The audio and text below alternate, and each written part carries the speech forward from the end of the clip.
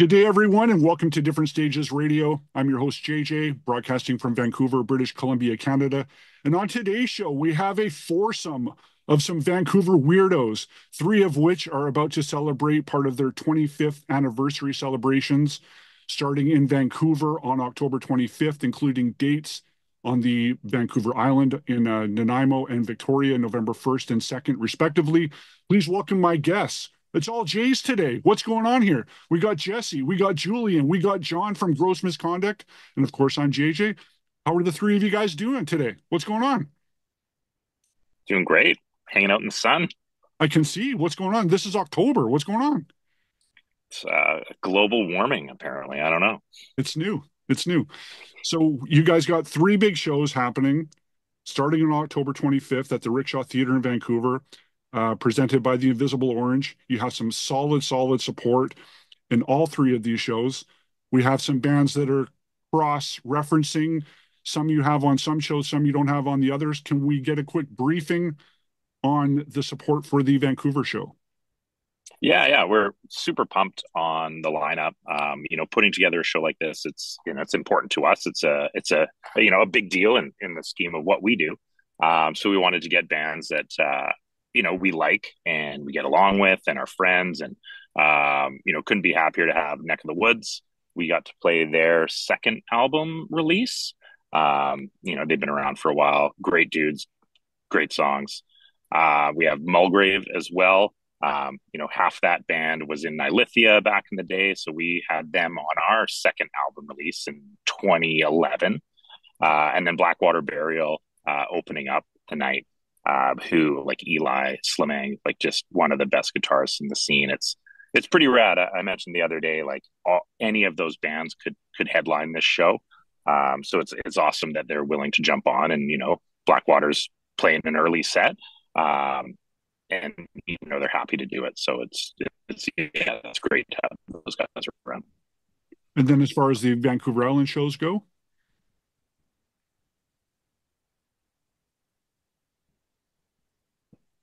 Yeah, we got Torify on both the island shows.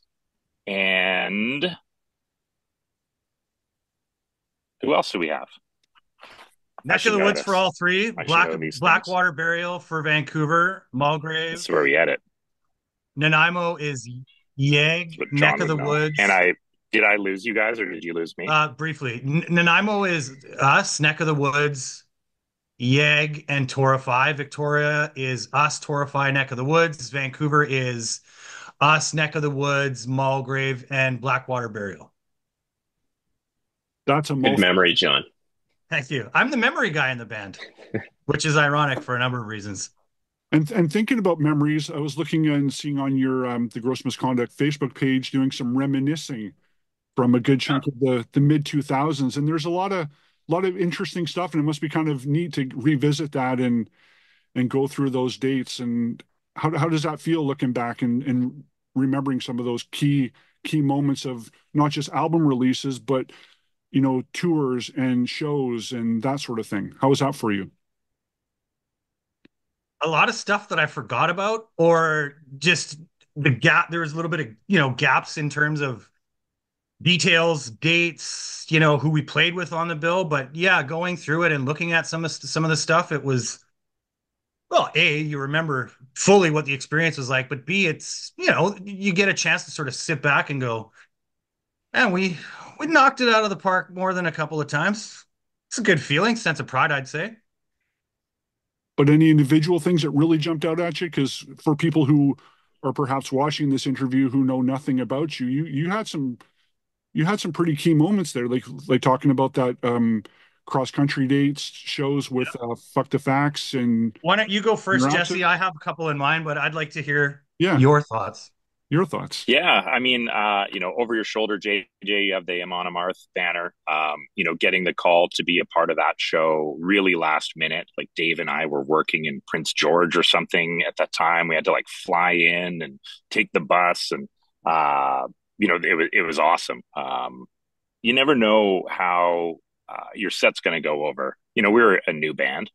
With playing with it was their gold DVD release or something like that.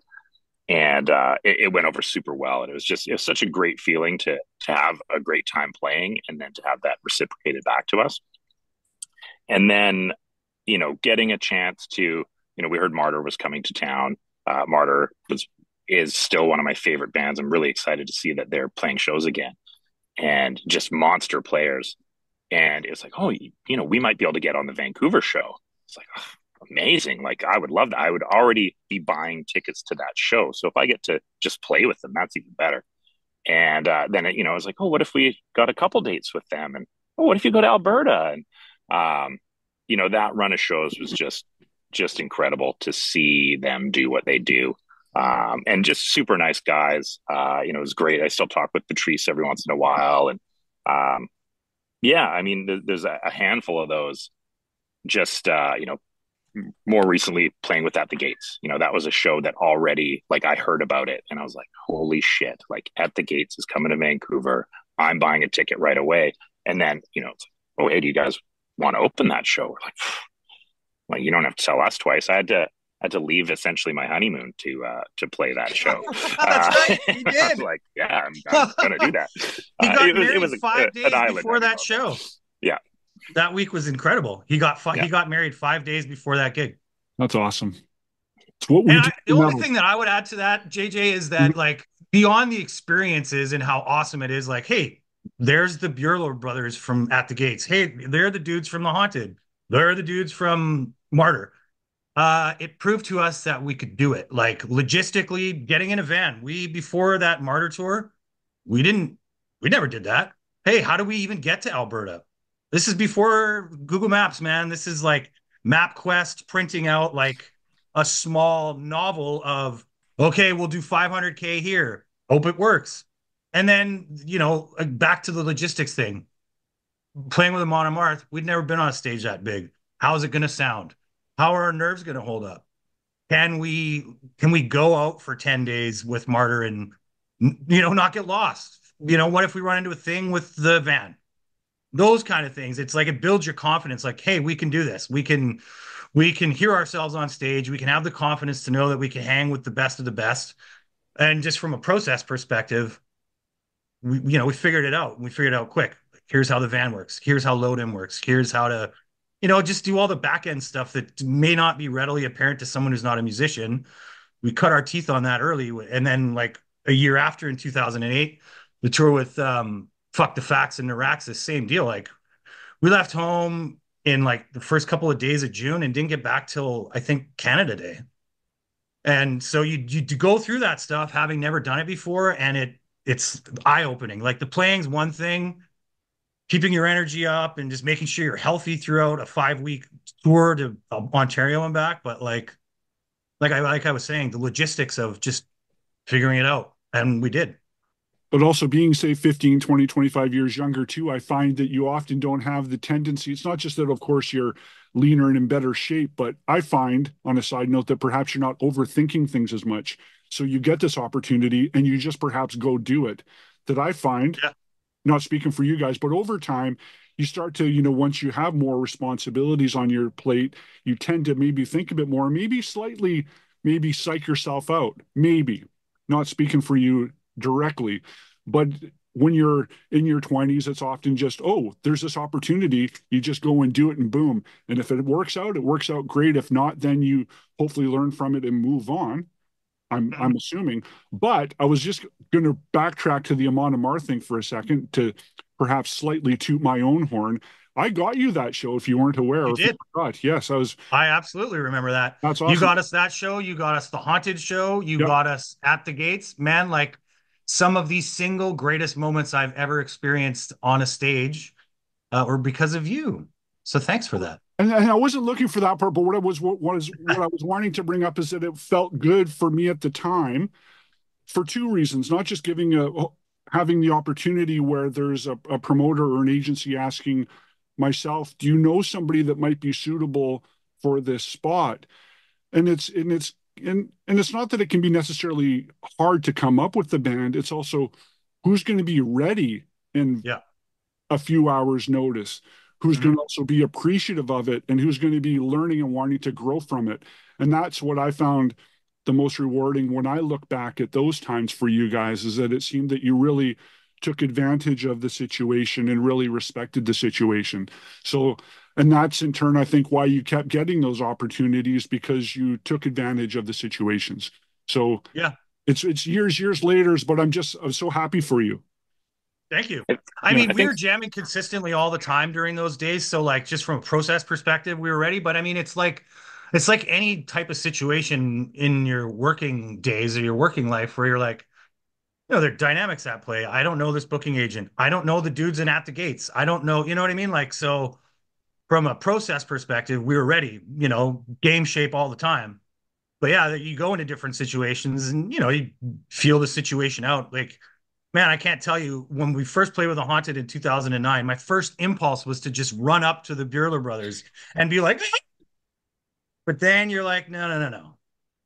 Pick your spot here. Just stupid little shit like that. That, again, the person who's not a musician may not even think about it, but those are the things you learn as you go. And you did. I think some like small things too. We got it really early. I don't know if someone yelled at us or something, or why we were so good with it. You set up quickly, you tear down quickly, you play the allotted amount of time you have. You don't take your cymbals apart on stage. You get as much help as you can to be as efficient as possible, because you're just the local opener. And there's people that are excited to see you, and it's a great time, but you can't get in the way of, what makes that tour run and what makes that tour work. And you want to, our part is making sure people are like warmed up and excited. We get off stage in time for the headlining bands to play. And that's something that we've imparted over the years, as kindly as possible. Like, hey, you went over time and you're taking your cymbals down on stage. Let me help you out. We'll get you off stage quickly here. Yeah. And those things do go a long way. And that's the thing, is when you are that opening band, and I think that's, like you said, very apparent still, and will forever will be apparent, is that you're pretty much treating that moment like you're not even there. Like, for the crowd, yes, but as far as band and crew, you're invisible. Like, you're not in anyone's way. You're not asking any silly questions. You're just kind of sliding in, sliding out, minding your own business. Yeah, that's precisely it. Be a ghost.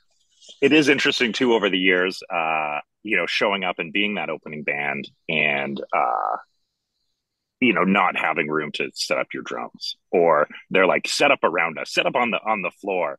And it's interesting, having those conversations with the band and saying like, we're trying to figure this out. I don't know. And how often, approaching it respectfully and having a chat with, the other drummer. Remember we played with Forbidden, and small stage. It was like, how are we going to make this work? Like, no, we can do it.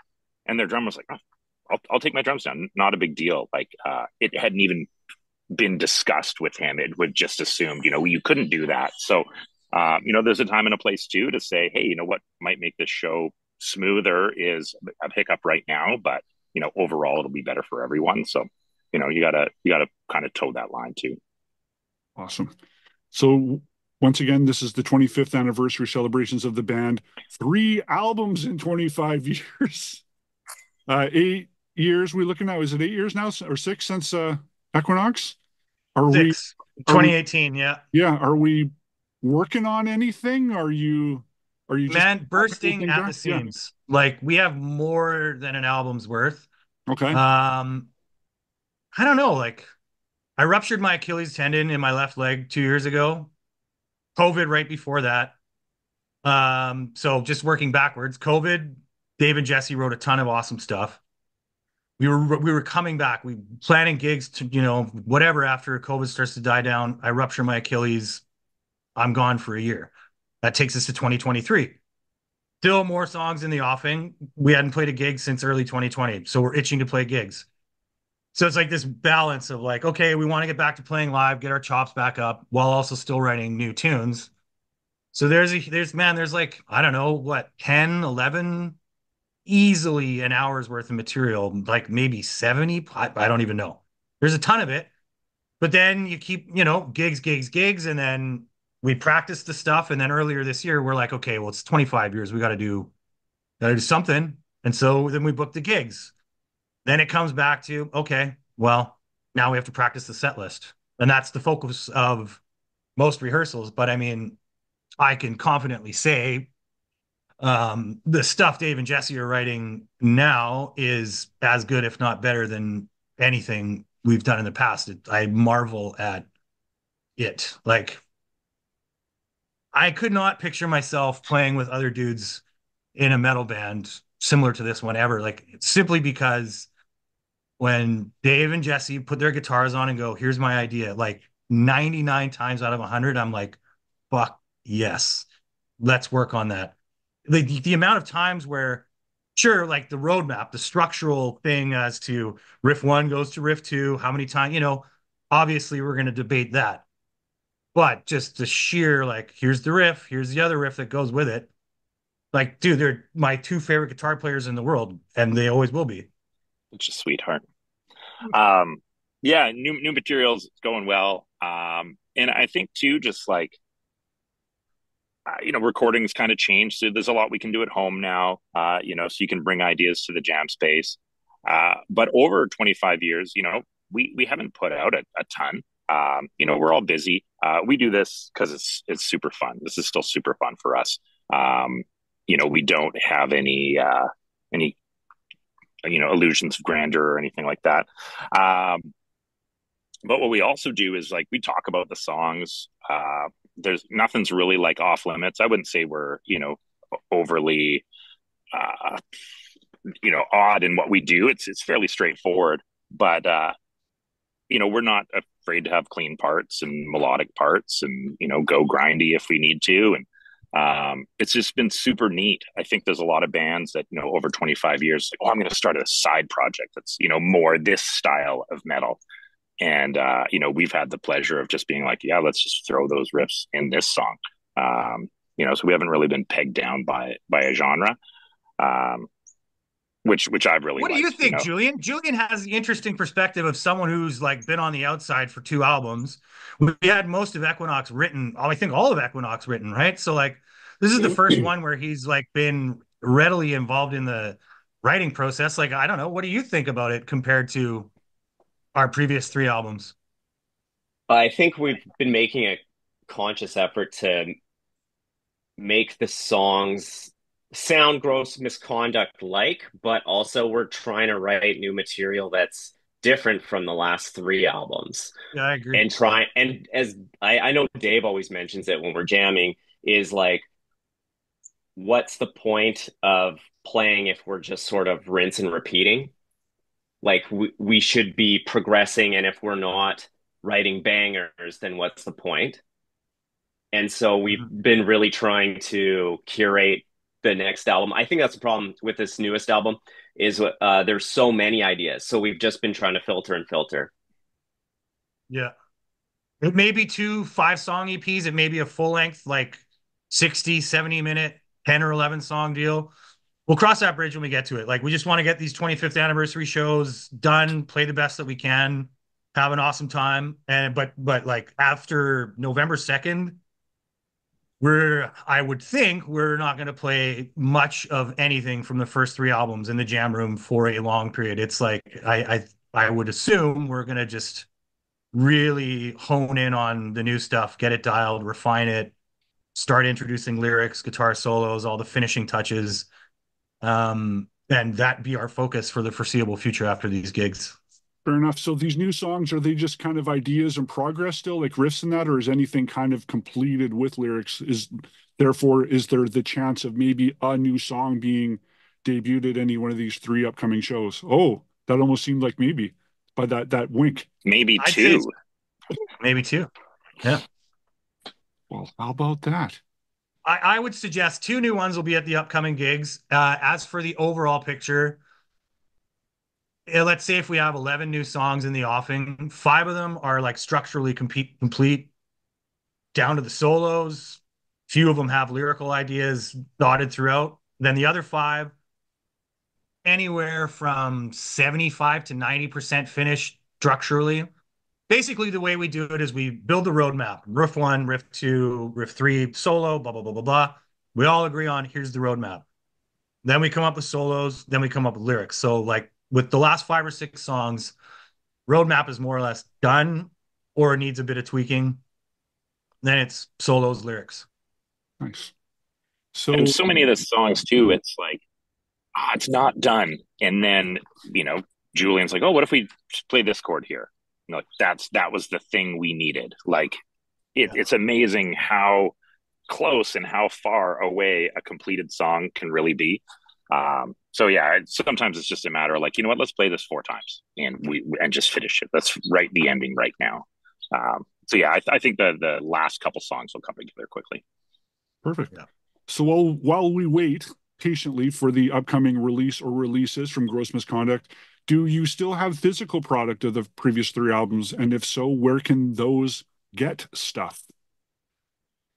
Yeah, we have a Bandcamp page, which is mostly updated. First album sold out. You can find it at your local used record store, though. Saw one in Nanaimo at Fascinating Rhythm, one of the best record stores on the island.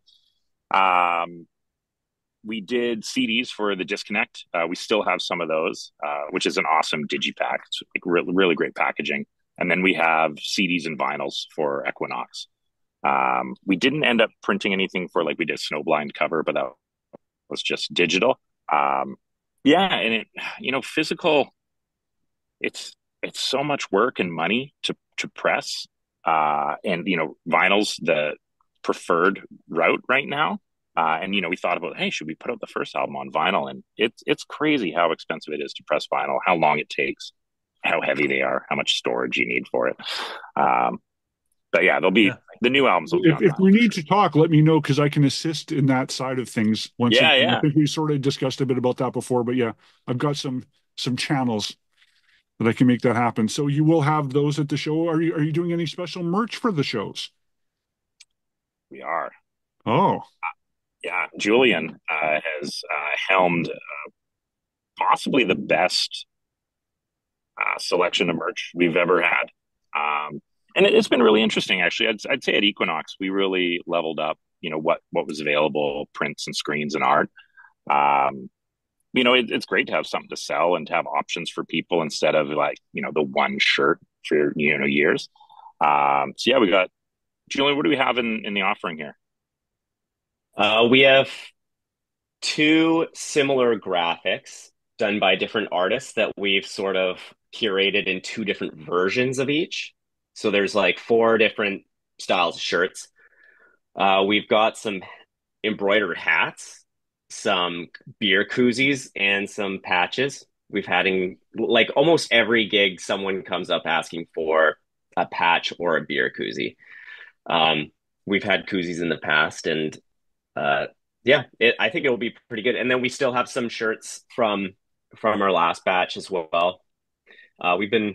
It's funny how like I feel like a lot of decisions that we've been making lately are like, because I feel like at the end of the day, we're all, as John said, or maybe it was you, Jesse, we're all trying to like, this is all a project for fun. Like we all have to be enjoying it.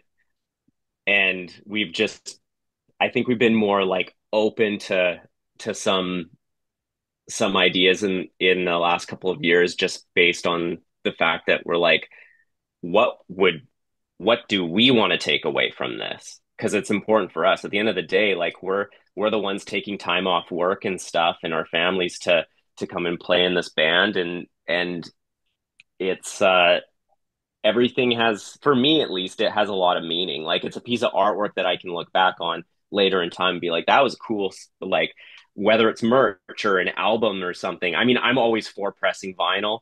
I think if for this next album, I would love to press vinyl because like I want to look at it 20 years from now and be like, that was such a cool art project to work on and be a part of. Mm-hmm. Well, yeah, no, you nailed it on the head that you've spent all this time. You need to get some sort of reward back. Yeah, it's a lot, but I think it's worth the reward. Same with CDs. Never discount the CDs as well. They're still a thing. It's like all this stuff. It comes around just in the same way that I think so. I would never discount the CD. So I'm looking at the thing. So just reminding everybody, and I think it's perfect too. October 25th anniversary show. That's the lead off in Vancouver at the Rickshaw Theatre, and then you go to Nanaimo on November 1st. You got Victoria on November 2nd. solid support at the Vancouver show once again with Neck of the Woods, Mulgrave, and Blackwater Burial, correct? Yeah. Correct. And Yep. Torafes on the island shows along with Neck of the Woods? Correct. Yeah. And then we have Yeg joining us in Nanaimo. Nanaimo as well, who have been fantastic. Like I've seen them twice now. They haven't been around too long, but Kaiden's a staple in the scene. Man, last time I saw them, it's like some of the tastiest guitar playing. They sounded great. So yeah, like start to finish, really, really good shows. And courtesy of our friends at the Invisible Orange, we are giving away a pair of tickets to the Gross Misconduct 25th anniversary show. You can find details now at differentstagesradio.com on how to enter. Very, very simple. And anything else you'd like to close out with before we wrap this up? Just thank everyone for giving a shit. Like, I mean, I've as the three of us have all said, like we don't go into this with any sort of like grandiose expectations. Like, I never show up to gig going, well, we're going to play to 300 people tonight or whatever, like we show up, do our thing, we have our fun. And if people enjoyed it, it's a totally added bonus. And the fact that we're still doing it 25 years later tells me that people do enjoy it. So with that being said, just, total appreciation to anyone who cares about what we do. And back to what Julian said earlier, I should have added as well that you're doing this more because you want to, not because you have to. And that says a lot right there, that it's like there's no need that you need to do this. You enjoy each other's company, you like coming up with ideas, and you love the live experience. Does that sound fair? Absolutely. Yeah. I would add this one last thing is that like, particularly as we've been writing this new stuff, like, you sort of get in between albums. You're doing shows and you're, playing the set list and adding a song here or two. And it gets like a little bit of a drudgery in there. But like, in these last 3-4 years that we've been putting songs together for the new stuff, man, I feel like I'm 19 years old again. Like it's exciting. That feeling, it's never left, but it's been a while since we've been in a writing cycle. And it's like, man, like I said earlier, dude, like the stuff they play, the riffs that come out, the ideas that we're shaping together, it makes the hair on the back of my neck stand. But even today, 25 plus years later. That says a lot. I think too, like, we're doing it because we want to. There is like, selfishly, there is a bit of a need in there for me. Like when I think of not having this as an outlet to, express myself creatively, or just, whatever happens in a day and you show up at the jam space and, just rip through the tunes, close your eyes, just like, oh man, this is great. So, I think, my mental health is way improved when I get a chance to rip through metal songs with my friends. 100%. And go to metal shows and see my pals and see them rip through their songs. It's just such an interesting community of, it does really feel like everyone's invested and genuine. It's such a genuine feeling audience and crowd and place to be and welcoming. And looking over 25 years of attending shows, it's I've seen 2 fights, so just as John said, it was you two, right? Yeah, no, aside from the fights we had, it wasn't us. We've had disagreements, but we've never fought.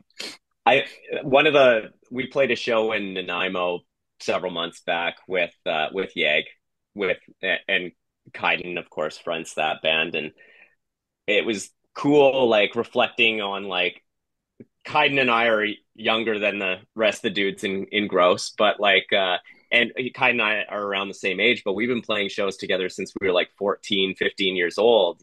And it's like we get together at this show and we say that to each other, and it's really cool. Like you don't see these people every day, but then you come together in this shitty little venue and it's dark and it's really loud and you have this moment and it's meaningful because you're connecting on this musical level, which is creative, which is, your emotions and stuff like that. And it's, you see all these legacy people around and it is really cool.